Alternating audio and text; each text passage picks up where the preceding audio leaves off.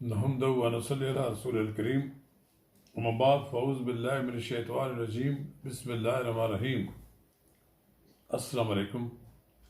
अगर आपने मेरा यूट्यूब चैनल सब्सक्राइब नहीं किया तो आप इसे फौरी तौर पर सब्सक्राइब करें, लाइक करें और अब आपके साथ शेयर करें ताकि जब हम वीडियो लोड करें तो सबसे पहले आपके पास पहुँचे। आज हम आपके साथ बात करेंगे पाकिस्तान मुस्लिम लीग नून के मरकज़ी रहनुमा चौधरी तनवीर खान के साथ होने वाली है। यहाँ 5 मार्कियां गिराई गई हैं, यहाँ स्कूल की बिल्डिंग गिराई गई है, यहाँ रेस्टोरेंट्स गिराए गए हैं। ये तमाम चीज़ों के अगेंस्ट कोर्ट के 3-4 स्टे ऑर्डर्स थे और कोर्ट के ऑर्डर्स की धज्जियां उड़ाई गई हैं। आज वकला कम्युनिटी और हम कल सारे इस चीज़ के ऊपर एहतजाज करेंगे कि अगर ये कोर्ट्स के ऑर्डर्स को मारने के लिए तैयार नहीं है इंतजामिया, ये डीसीज, एसीज और डिफरेंट लोगों के ऑर्डरों के ऊपर ये काम करते हैं और कहते हैं कि यहाँ शरअ आम थी या जो भी चीज़ थी तो वह हवा से इधर आ गई। कोई तरीका होगा, आगे भी होगी, पीछे भी होगी, पीछे डीएचए है और सोसाइटियां हैं, किसी और चीज को टच नहीं किया। फिर भी आपने और तमाम हम वाहिद वो हैं एक सवाई पॉलिटिकल विक्टिमाइजेशन के कुछ नहीं है कि कोई ऑर्डर नहीं दिया, कोई किसी चीज की कॉपी नहीं दी और यही कहते रहे, बार बार यही कहते रहे कि हमारे ऊपर हुकूमती प्रेशर है और उस प्रेशर की वजह से आज उन्होंने लाखों लोगों को बेरोजगार किया है। ये इसी तरह डराने और धमकाने की कोशिश करते हैं। हम इनसे ना पहले डरे हैं ना आगे डरेंगे इंशाल्लाह। हम तमाम एज ए वकील खुद के हमारे हाई कोर्ट के चीफ जस्टिस को, अपने हाई कोर्ट के जजेस को इस चीज का नोटिस लेना चाहिए कि अगर उनके जूनियर जजेस का ऑर्डर्स नहीं माने जा रहे, सेशन कोर्ट्स के जजेस के ऑर्डर्स नहीं माने जा रहे, सिविल जजेस के ऑर्डर नहीं माने जा रहे, तो फिर सारे वकला और लीगल फ्रेटर्निटी को घर बैठ जाना चाहिए कि अगर आज उन तमाम स्टे ऑर्डर्स के बावजूद अगर ये कार्रवाई की गई है तो जिन लोगों ने कार्रवाई की है उनके अगेंस्ट स्ट्रिक्ट एक्शन, उनके अगेंस्ट स्ट्रिक्ट ऑर्डर्स और उनके खिलाफ कार्रवाई करनी चाहिए। और ये अगर सुप्रीम हाई कोर्ट ने और जो दूसरे कोर्ट्स हैं अपने ऑर्डर्स के अगेंस्ट उनकी बात मनवाने के लिए अपना जोर लीगल फ्रेटर्निटी को दिखाना पड़ेगा। अच्छा ये बताइएगा कि जो आज स्टे ऑर्डर की वायलेशन हुई है इसके हवाले से कोई तौहीन अदालत पे आप जाएंगे? दूसरी बनते की जगह भी बताया जा रहा है कि ये मुतनाज़ा जगह। बिल्कुल जी बिल्कुल जाएंगे, उनके अगेंस्ट भी जाएंगे, हाई कोर्ट में भी जाएंगे और जिस कोर्ट की इन्होंने तौहीन की है, तौहीन अदालत की है, हम उनके अगेंस्ट भी इन सारों को पार्टीज बना के। और ये प्राइवेट लोगों से खरीदी हुई जगह है, यहाँ लोगों के घर थे, ये आरडीए से अप्रूव्ड प्रोजेक्ट है। यहाँ लोगों और अगर यहाँ कोई है कहते हैं कि शरअ आम 1941 में अगर गुजरती थी तो आगे और पीछे से भी गुजरती थी ना भाई, शेरशाह सूरी की रोड या खाली इस जगह से गुजरती है 4 बिल्डिंगों के सामने से, तो पीछे इन्होंने किसके डीएचए के खिलाफ क्या किया है, आगे डीएचए के खिलाफ क्या किया है, किसी और सोसाइटी के खिलाफ क्या किया है, सिवाय पॉलिटिकल विक्टिमाइजेशन के अलावा ना ये कोई चीज है और ना ये कर सकते हैं। जैसा कि ये बात किसी से ढकी छुपी नहीं कि चौधरी तनवीर खान पिछले 3-4 अरसों से पाकिस्तान मुस्लिम लीग नून के साथ वाबस्ता है। उनकी अपनी पूरी सियासी जिंदगी मुस्लिम लीग नून के साथ वाबस्ता है, लेकिन जब से पाकिस्तान तहरीक इंसाफ की हुकूमत आई है उन्हें मुख्तलिफ हरमों के साथ हरासा किया जाता रहा। वो इलाज के लिए बैरून मुल्क गए हुए थे तो उनके पीछे जो उनकी रिहाइश गाह, ज़ेर तामीर रिहाइश गाह है, उसकी दीवार गिरा दी गई। फिर अदालत ने उसका स्टे दे दिया। ये अदालत ने उस इमारत को गिराने से, उसकी दीवार को गिराने से रोक दिया। फिर उनकी ज़ेर तामीर एक स्कूल था, उनके ज़ेर इस्तेमाल एक स्कूल था, उसको भी हुकूमत ने कब्ज़ा कर लिया। अब ताज़ा तरीन ये हुआ कि उन्होंने जो वलायत कम्प्लेक्स है उसके इर्द गिर्द कुछ जगह है, उसे कहा गया ये सरकारी ज़मीन है इसलिए हम इसको गिरा दिया। और आनन फानन बिल्डोज़र आए और सरकार की पूरी कुव्वत इस्तेमाल करके ये गिरा दिए गए। करोड़ों रुपए का नुकसान रातों रात दिन के उजाले में कर दिया गया। ये क्यों हुआ ऐसा? उसकी बुनियादी वजह यह है कि उनके साहबजादे दानियाल दानियाल तनवीर, बैरिस्टर दानियाल तनवीर 24 आवर्स मियाँ नवाज शरीफ की साहबजादी मोहतरमा मरियम नवाज के साथ अपनी ड्यूटी देते हैं।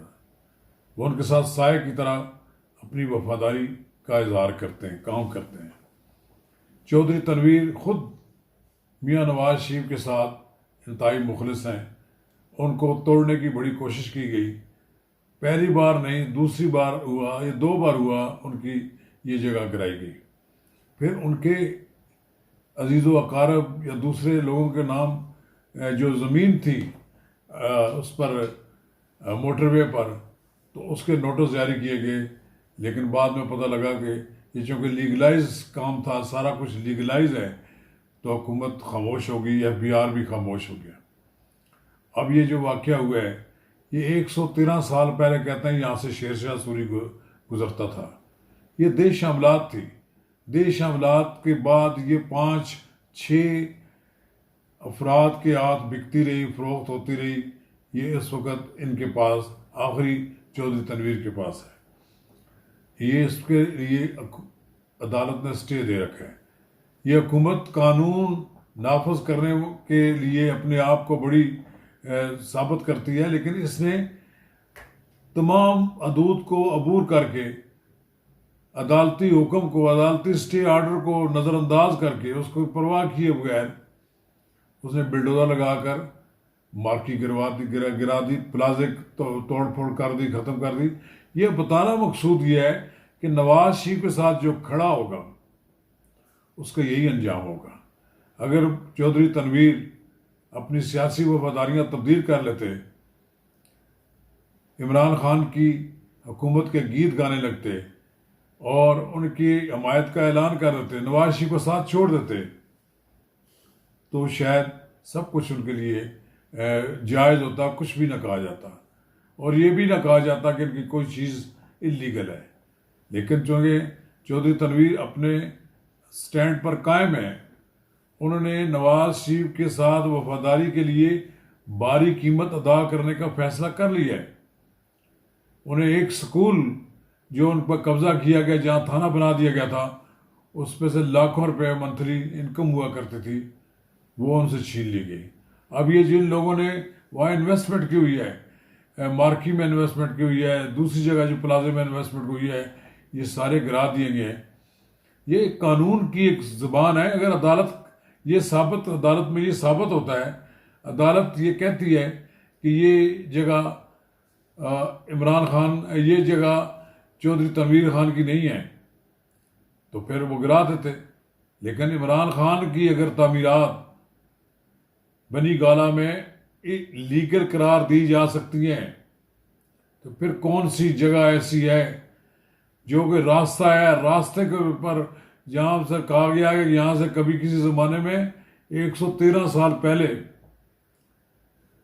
शेरशाह सूरी की ये रोड था, ये सड़क थी, ये इस्तेमाल होता रहा है, ये इतनी पुरानी इसकी रजिस्ट्रियाँ चल रही हैं, सारा कुछ चल रहा है। तो ये महकमा माल के कागजात होते हैं, उसमें चेक किया जा सकता है कि कहाँ कोई गलती है, कहाँ कोई फॉल्ट है। लेकिन नहीं, मुझे लगता, मैंने जब पहली बार इन्होंने इमरान खान की हुकूमत ने जब पहली बार चौधरी तनवीर की रिहायश ज़ेर तामीर रिहायशगाह की दीवार गिराई, तो मैंने मरहूम नवाज खोकर से पूछा कि आप मुझे ये बताएं कि इसकी लीगल क्या पोजीशन है। हमारे यहाँ बहुत कम लोग ज़मीन के मामलात को समझते हैं।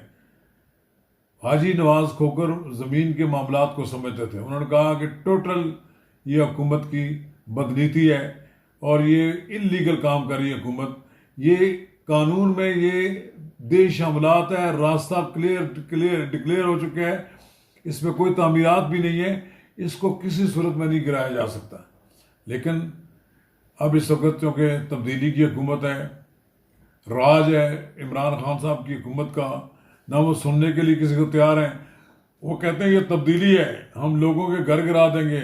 हम ये दूसरा बड़ा वाक़या है कि लाहौर में खोकर बरादरान की जब जो रिहायशगाहें गिराई गई, उसके बाद ये दूसरा बड़ा हमला चौधरी तनवीर की रिहायशगाह पर किया गया है और उसके साथ मुल्क का प्रॉपर्टी पर किया गया है। लेकिन क्या इस तरह चौधरी तनवीर खान को, दानियाल तनवीर को, बैरिस्टर दानियाल को, उसामा तनवीर को सियासी वफादारियाँ तब्दील करने पर मजबूर किया जा सकता है?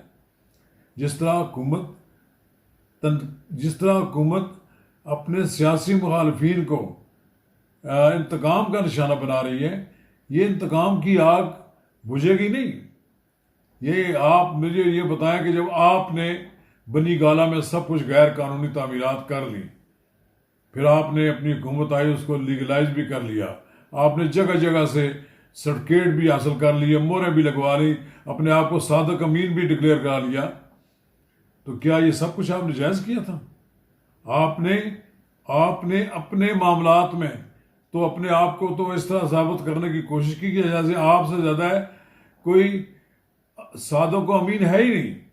लेकिन जब आपका सियासी मुखालिफ है, आपने उसकी अमारात को गिरा कर एक तरफ से आपने जहाँ उनको खौफज़दा करने की कोशिश की है, दूसरी तरफ उन्हें माली नुकसान भी पहुँचाया है।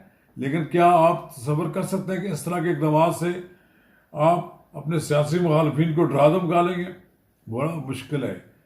चौधरी तनवीर खान को मैं जानता हूँ, वो परवेज़ मुशर्रफ के दौर में भी बेगम कुलसूम नवाज को अपनी रिहाइशगाह पर बुलाने के जुर्म में कैद काट चुके हैं। बिला वजह उनको कैद में रखा गया, ना उनके खिलाफ कोई चीज़ साबित हुई, लेकिन के तवील उन्होंने कैद काटी। अब भी वो जब पाकिस्तान आएंगे, वो इलाज के लिए बैरून मुल्क गए हुए हैं, वापस अभी नहीं आए तो आप यकीन जाने ये इनके खिलाफ कोई ना कोई झूठा मुकदमा निकाल कर ले आएंगे और उनको फिर जेल में डाल देंगे। वो उन तमाम लोगों को जो डाई हार्ट मियाँ नवाज शरीफ के साथ खड़े हैं, जो मियाँ नवाज शरीफ के वफादार हैं, जो हर महफिल में और जो हर जगह यही कहते हैं कि हमने अपनी वफादारी मियाँ नवाज शरीफ के साथ निभानी है और किसी सूरत में भी पीछे नहीं हटना, उन लोगों को इंतकाम का निशाना बनाया जा रहा है। यकीनन इस इंतकाम का नतीजा बड़ा खौफनाक निकलेगा। दानियाल ने कहा है कि वो अदालत में जा रहे हैं, इसके खिलाफ कंटेम्प्ट ऑफ कोर्ट की दरख्वास्त देंगे, ये सब कुछ हो जाएगा। लेकिन आपने जो नुकसान कर दिया उसका अजाला कहाँ से होगा? इसका बिल आखिर फैसला तो अदालतों ने करना है कि इसका मालिक कौन है। ये बिल्डोजर चला देने से बाद आप ये ज़मीन उठा कर ले जाएंगे या क्या आप कर लेंगे? आपने एक ऐसा काम किया है, एक ऐसी रवायत कायम की है कि लोगों को तो घर बनाकर देने के बजाय लोगों के घर गिराने शुरू कर दिए। अगर आप समझते हैं कि ये कोई गैर कानूनी काम हुआ तो जाएं अदालती तरीके से इसके साथ निपटें। लेकिन आपने अदालतें तो अपनी खुद लगा ली हैं, खुद ही फैसले करते हैं। लाहौर से हुक्म आता है, वज़ीर आला पंजाब को हुक्म दिया जाता है कि गिरा दो, पंजाब के अंदर मुस्लिम लीग नून का कोई आदमी भी रह गया है उसकी इमारत को गिरा दो। जो वो यही हाल गुजरांवाला में खान गुलाम दस्तगीर साहब के साथ भी किया गया है। मैं ये समझता हूँ कि यही हाल आप देखेंगे कि पेशावर में अमीर मकाम को ज़ेर ताब हैं, उन्हें अदालतों में पेश होने का बार बार वो नैब की अदालतों में चक्कर लगा रहे हैं। कैप्टन सफदर को बार बार बुलाया जा रहा है कि जी आपकी ये रजिस्ट्रियाँ ठीक नहीं है, आपका फलान ठीक नहीं है। वो इन्हीं चक्रों में लगे हुए हैं कि उन्हें अपनी जायदादों के कागजात पेश करें। इसमें कोई शक नहीं कि चौधरी तनवीर खान के पास अराजी है, लीगल अराजी है, जिसको किसी ने चैलेंज नहीं किया। ये आज हुकूमत जो उनके खिलाफ जिस तरह के मुकदमात बना रही है, इसका जवाब देना पड़ेगा। जनाब वज़ीर आज़म, आप इतनी फ़रौनियत ना पैदा करें। आपके लिए मुनासिब यही है कि सियासी मुखालफिन को ज़िंदा रहने दें। ज़िंदा रहने देंगे तो आप भी सियासी लिहाज से ज़िंदा रहेंगे। शुक्रिया।